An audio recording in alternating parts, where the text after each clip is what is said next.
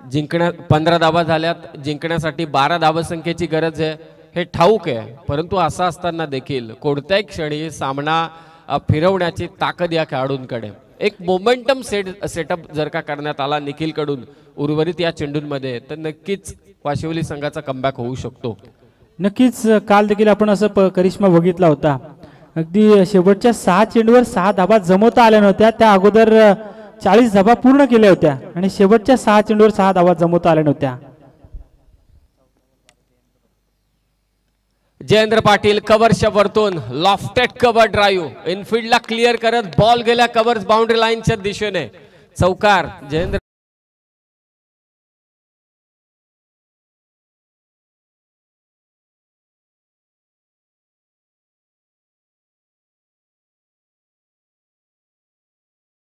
धावसंख्या 19. बाद झाला कल्पेश मस्कर, त्याच्याच पावलावरती पाऊल ठेवलं ते जयेंद्र पाटीलने चौकार खेचून. समोरच्या दिशेने कमालीची फटकेबाजी नारपोली संघाकडून. जय हनुमानाचंच नाव घेऊन नारपोली संघ उतरला आपल्या घरेलू आयोजनामध्ये. 27चा पाठला करत असताना पहिल्याच ओव्हरमध्ये धावा कुठल्या 23. 12 चेंडू जिंकण्यासाठी फक्त 4 धावांची.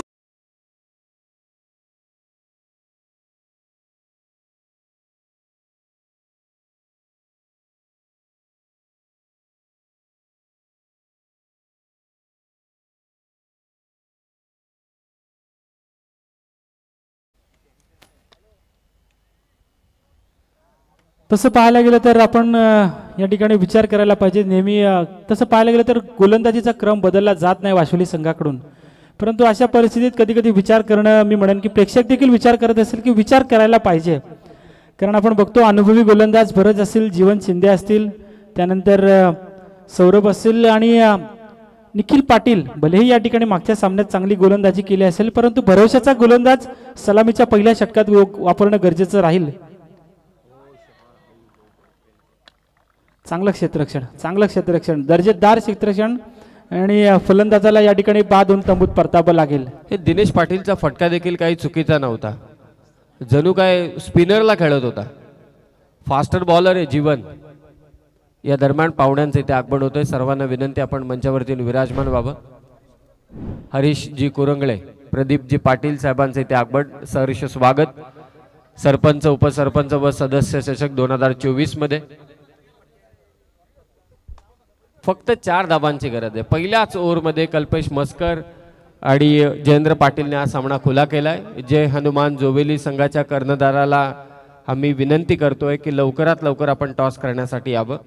तुम्ही उशिराने त्या कारणास्तव दुसऱ्या फेरीतील एक सामना आपण इथे कव्हर अप केलाय. विनंती आहे की आपण लवकरात लवकर टॉस करण्यासाठी या.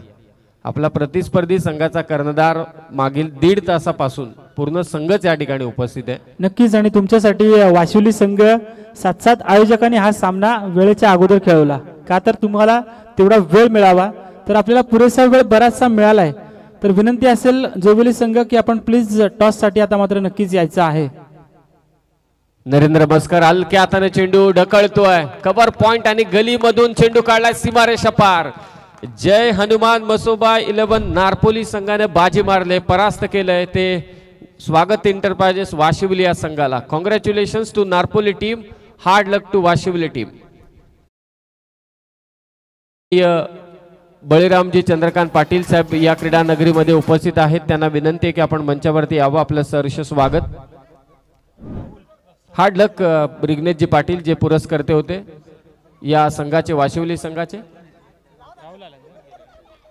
मॅन ऑफ द मॅच शेवटचं षटक टाकणारा गोलंदाज अभिजित मोरे, ज्याने शेवटचं षटक टाकलं. फक्त 3 धावा देत 1 विकेट त्याने घेतली. अभिजित मोरे ठरलाय या मॅचचा हिरो. नक्कीच, आणि हेअर स्पेशलिस्ट राहुल त्यांचं या ठिकाणी स्वागत. सलूनचे प्रोप्रायटर जोवेली संघ त्वरित या. मॅन ऑफ द मॅचचा किताब देण्यासाठी विनंती करतोय हरीश कुरंगळे आणि प्रदीपजी पाटील साहेबांना की आपल्या शुभ हस्ते आपण मॅन ऑफ द मॅचचा किताब द्यावा. आणि पहिल्या मॅचचा कल्पेश मस्कर देखील बाकी आहे. कल्पेश मस्करला आपण आमंत्रित करूया. या मॅच मध्ये देखील 16 धावा त्याने 14 धावा त्याने कुठल्या. हार्ड लक वाशिवली टीम, तुम्हाला पुढील स्पर्धांसाठी खूप साऱ्या शुभेच्छा. नक्कीच नरेशजी मोरे यांच्या या ठिकाणी आगमन झाले. त्यांना विनंती असेल की आपणही प्लीज